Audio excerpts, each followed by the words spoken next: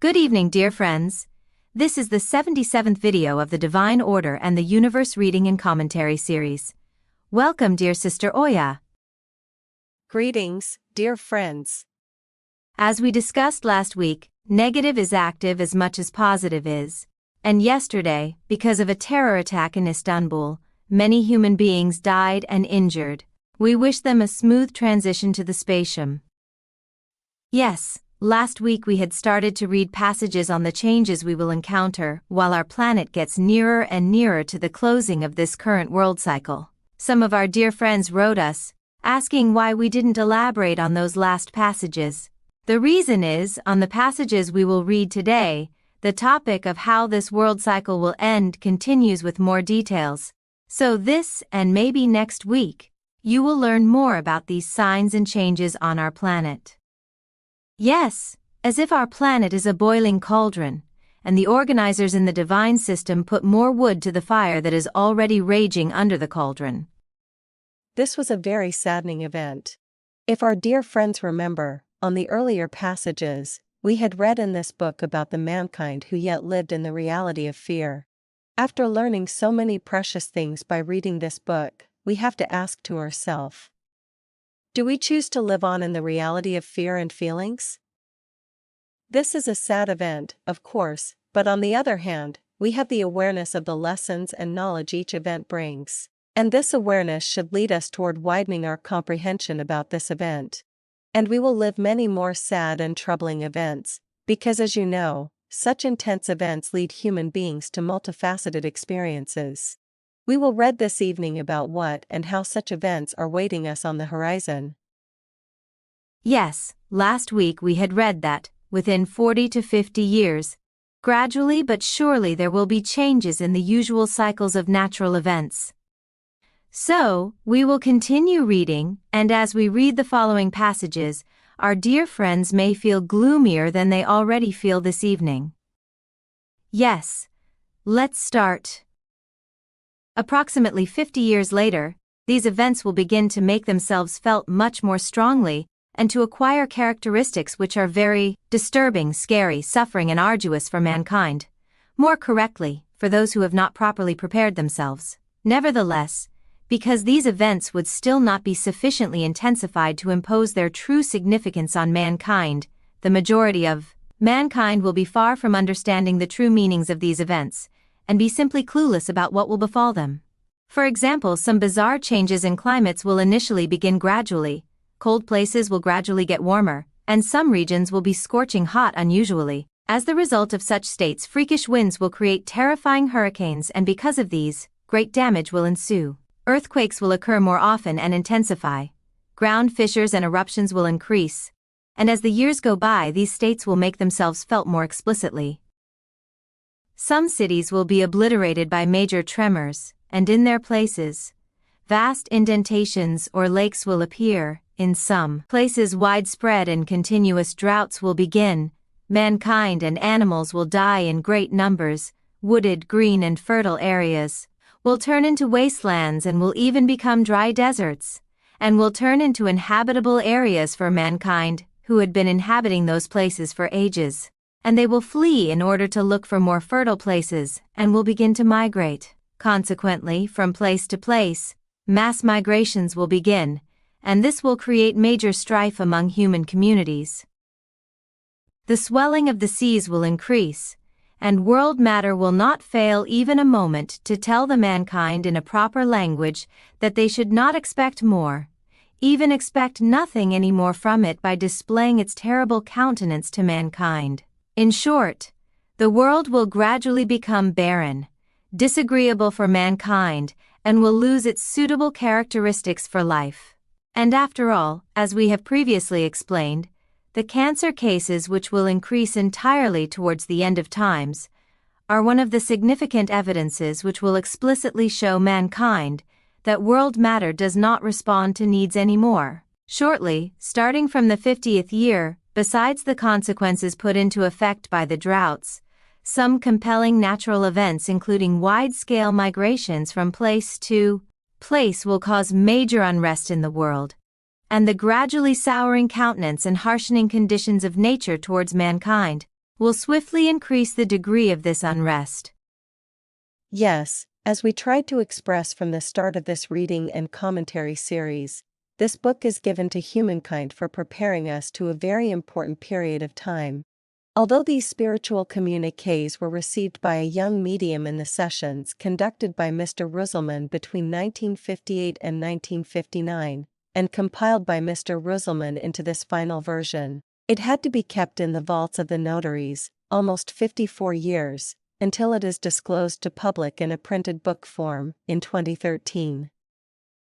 Now, as we read the book and these and subsequent passages about the upcoming changes, at first even we thought that it is in far future. Yet, it is almost 10 years since the disclosure of this book, and we have already seen so many environmental and planetary changes, and these events are getting more frequent and intense. For example, many lakes that were full of water a few years ago are now dried, underground water levels are receding and feared to go down to sea level, swallow holes are appearing in alarming numbers in the once fertile lands etc. I cannot even list all those unexpected weather phenomena like unending torrential rains, hurricanes, hailstorms, snow in Arab Peninsula and record heat waves on the North and South Poles. And we read in this book that people that don't prepare themselves for this closing of the world cycle will be affected severely. Please understand that the idea of such a book was not unfamiliar to us. For many years, our elders and our dear spiritual master Mr. Eric Dull had prepared our minds with their own psychical studies, lectures and books. Mr. Eric Dull had already told us in a lecture that your thoughts, emotions are always transmitted and bring out an energy layer around the planet, and we encounter the consequences of these. Later, this book is disclosed and what we read was that our thoughts, prayers, wishes, emotions are also of matter, and we are responsible for what we transmit. I just mentioned the need of getting out of the reality of fear, in order to enter into reality of knowledge and comprehension. I mean, it is much better to work on ourselves to decrease the intensity of negative thoughts, thinking and acting, than worrying all the time. Our energy and activity is needed for producing solutions for the betterment of other human beings' life conditions, for choosing and acting conscientiously, then our contribution to the world matter changes in quality. Because the world is a matter structure, made out of hydrogen matter, as our bodies, and we utilize this matter since the dawn of the human civilization, or the opening of this current world cycle. And we know that at each moment has both possibilities of negative and positive, relative to our reality.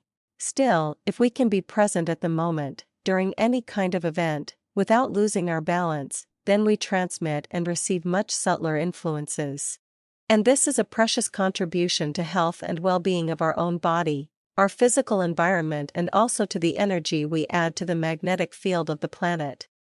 And, as a sign of world matter's exhaustion and inability to provide possibilities for the ever-widening comprehension and ever-increasing needs of human beings, this book explains us how and why cancerization cases increase toward the end of a world cycle. Obviously, what happens at micro is reflected to macro, and what happens at macro is reflected to micro. Let's not forget that our planet is a living being, and when we send her influences, she responds accordingly. After all, we live within a complex collective field of influences.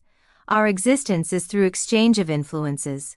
So it is so natural that our psyche and levels of consciousness are more or less attuned to some specific influences. And people share their dreams, intuitions, visions, etc. It seems that each essence being of each human being is preparing them to the days to come, by introducing or providing some certain signs. Yet, at the same time, the mechanism of destiny arranges all kinds of situations and events, in accordance with our needs regarding where and how we will encounter and be exposed to the results of our choices and decisions we make today. Just check your newsfeed for the news about climate change, and things become more obvious. Every day, we hear or watch news about increasingly extreme weather phenomena, yet still, humankind assumes that we can overcome all those problems. Yes, some small numbers of people do their best for acting conscientiously, responsibly and comprehendingly, but majority is still preoccupied with fulfilling their desires, egoistical wishes and wants, their self-interests. And even if some events shock us out of our deep sleep, it does not take us long to go back to this deep slumber. You mentioned cancer cases. When we or our loved ones are diagnosed with a type of cancer, this comes like an existential shock. In our clients, we see that most of the time the patient either had gone through traumas but suppressed their hindering effects because they couldn't deal with these at that time, or they have digressed from their life plan or life purpose so much that their body tried too hard to create a solution in expense of too much energy. And in most of the cases, when the condition of their organisms hinders or prevents the healthy exchange of influences between their body and their essence being, then their body becomes insufficient for their beings. As we read in the divine order and the universe, cell beings try to grow out of this insufficient body because they need governance of the influences constantly coming from the being. Hence, the cancerization happens. Sometimes, the being withdraws its field of energy and influence from the body, then the physical body dies. Or, sometimes, as if the being gives another chance to the human being so she or he can change the detrimental behaviors. Yes, we cannot expect different results by doing the same things over and over. We can change things around in our life only by thinking, feeling, acting and choosing differently. In general, the tendency of people is to keep their lifestyle unchanged and to expect their health be perfect. This is not the way. Yes. Let's continue reading. These states will continue up to the 100th year by increasing, and after the 100th year, the events and changes that started in the world will begin to give some meanings to mankind about the real nature and implications of all these events. The states which continued up to now as simple changes will now begin to develop within a complete turmoil and in an explicit way which expresses the changing of the old world orders and devices. Ice sheets in the colder regions will start to melt, and as some cold regions get warmer, distinct changes will begin in the climates of the world. Within these states which seem in complete disorder, there are orders and devices which are preparatory for the realization of the forthcoming days of deliverance and good news for mankind. As the world gets increasingly warmer, in some places major differences in the seasons will appear. There, scorching heats will prevail in summer and winter, the cold weather will be in excess. And towards the last days, seasons will completely change. The current mild climates will become hellishly hot like the tropical regions, and formerly cold climates will become the hot regions of the world. Consequently, many cities will become uninhabitable because of the hot weather, on the one hand, hellishly hot regions, and on the other unendurable aridness of the former vast fertile lands, which has now dried and turned into deserts. Following the 100th year, great natural events will commence, and they will cause the mass deaths of mankind in parts, and states which are deemed as great disasters by mankind will follow each other. Nevertheless, despite the death in such large numbers, the population of the world will not decrease but on the contrary, increase.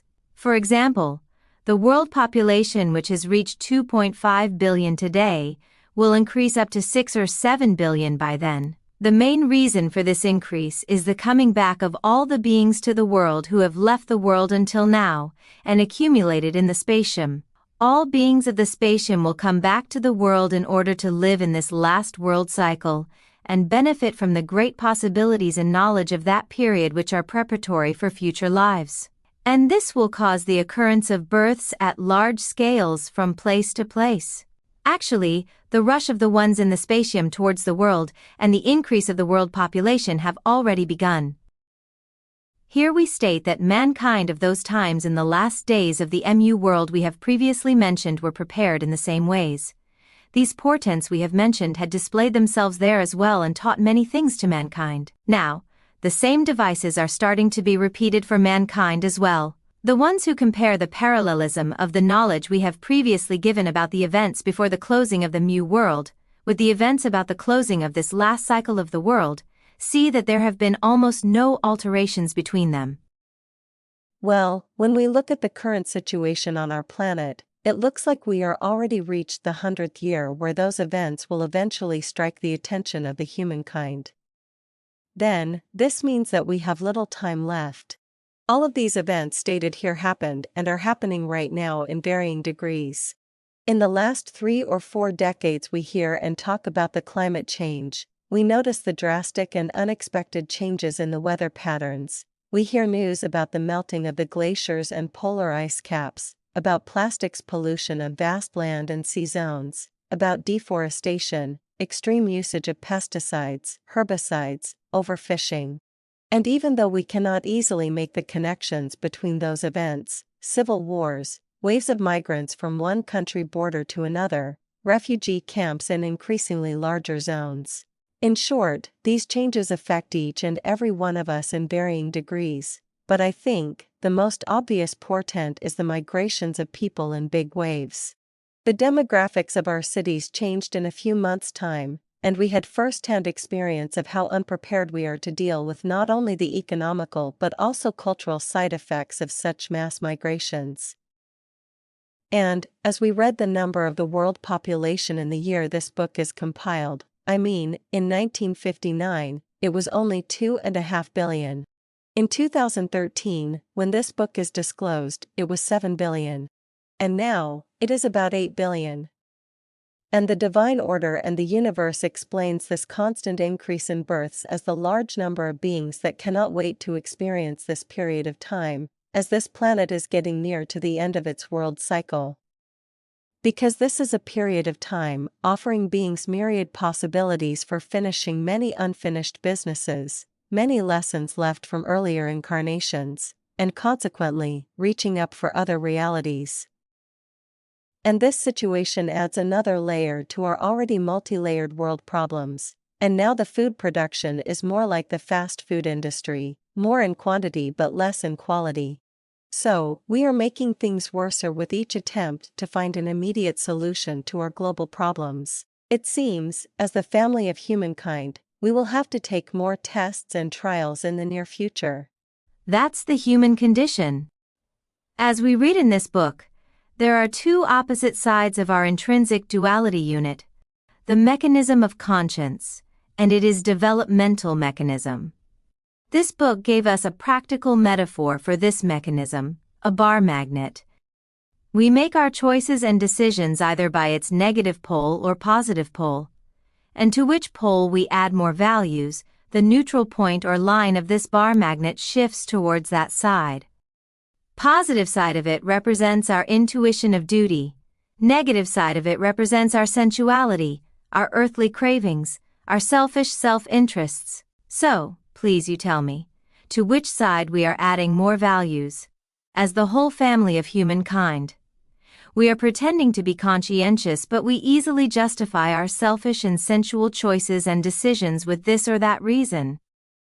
Yet, it seems that there will come a day when we cannot keep on covering our awareness about the consequences of this mass selfishness anymore. Because we read in this passage that events and changes that started in the world will begin to give some meanings to mankind about the real nature and implications of all these events.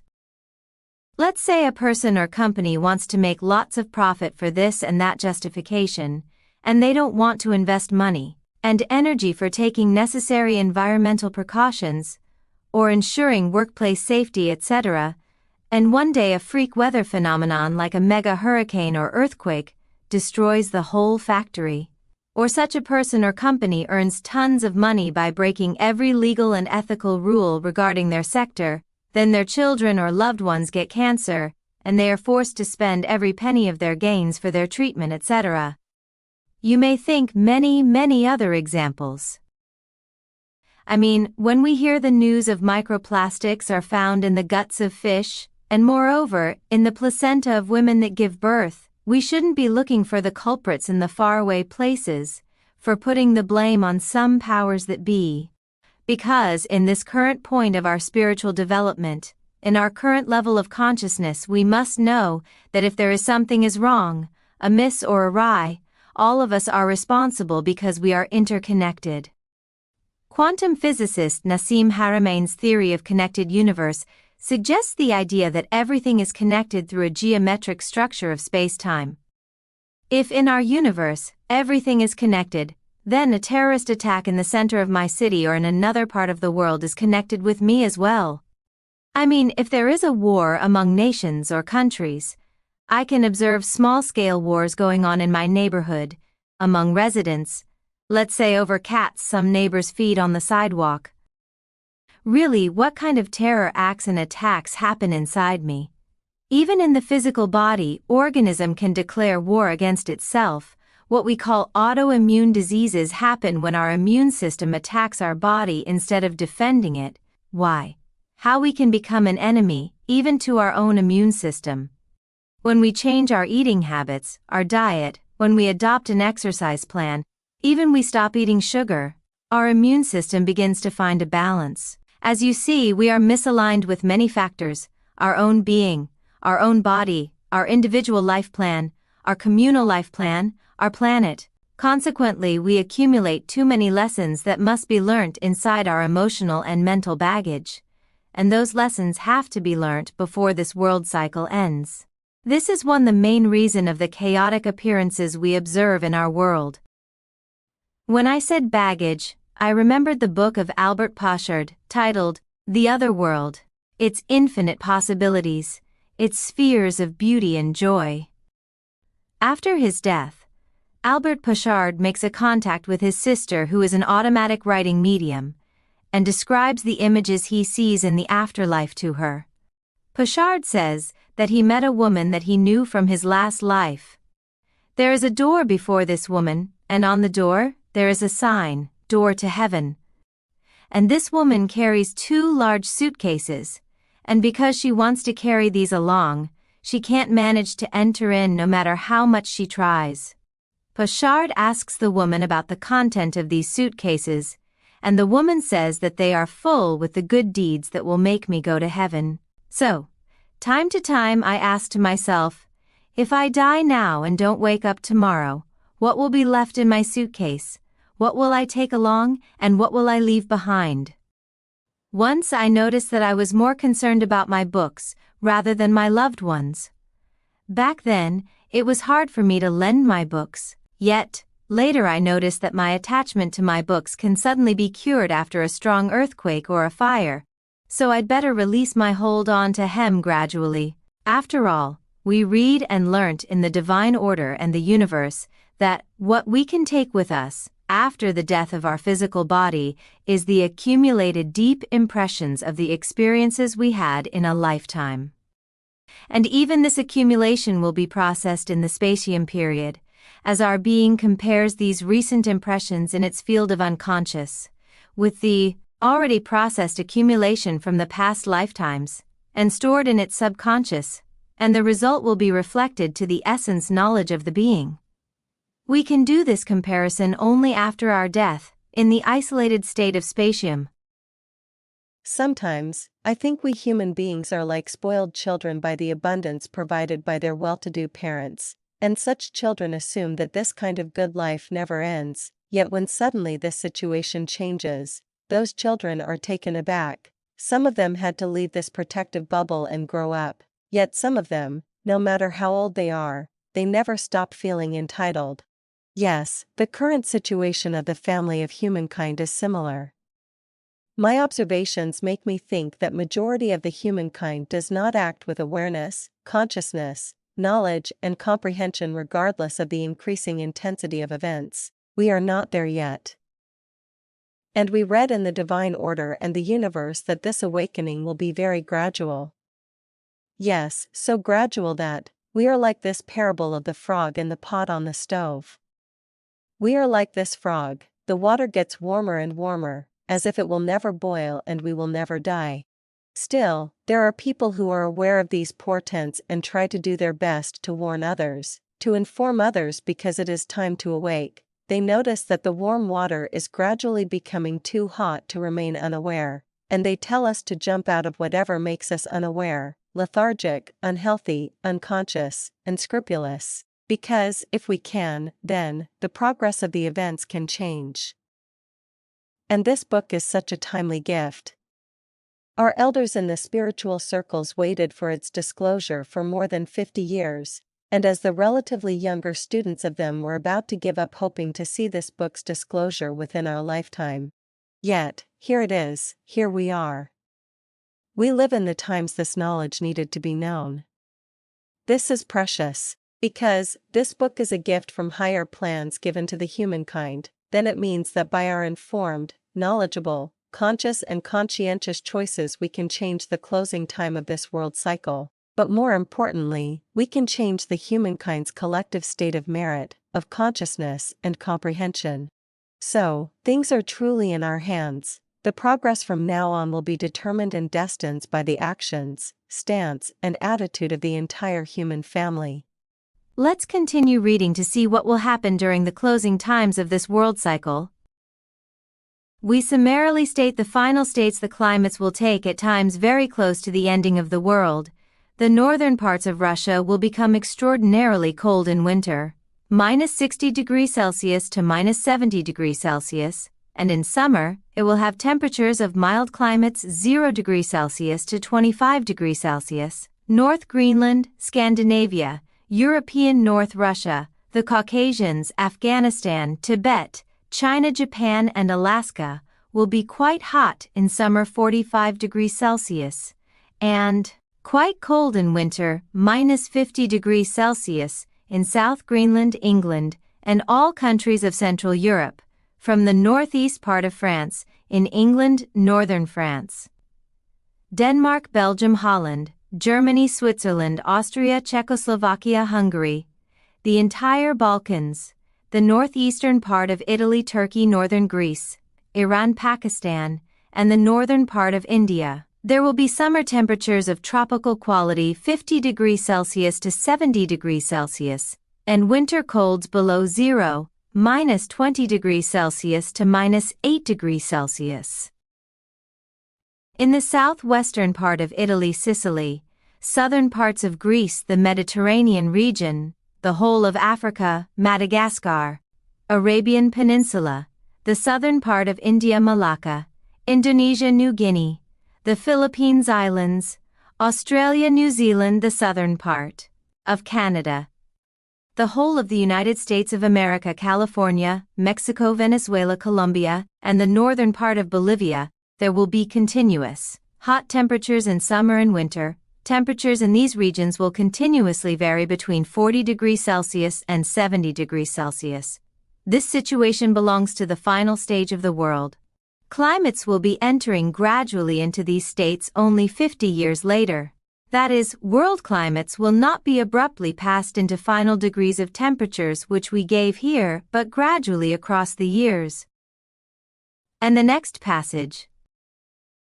Towards the final moment of world revolution, all natural events will intensify, tremors will increase, floods, deluges, major landslides, land fissures and great earthquakes, which can devastate a few cities at once, will continue following each other, and mankind will encounter another and more terrible disaster not long after the previous disasters. In the meantime, naturally, there will be deaths en masse, pandemics will occur, life on Earth will cause much suffering and be arduous.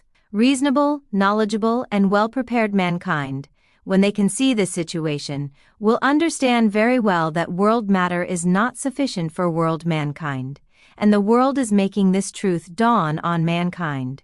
And so a moment will come when the majority of mankind will understand that there is no place left in the world for them to live.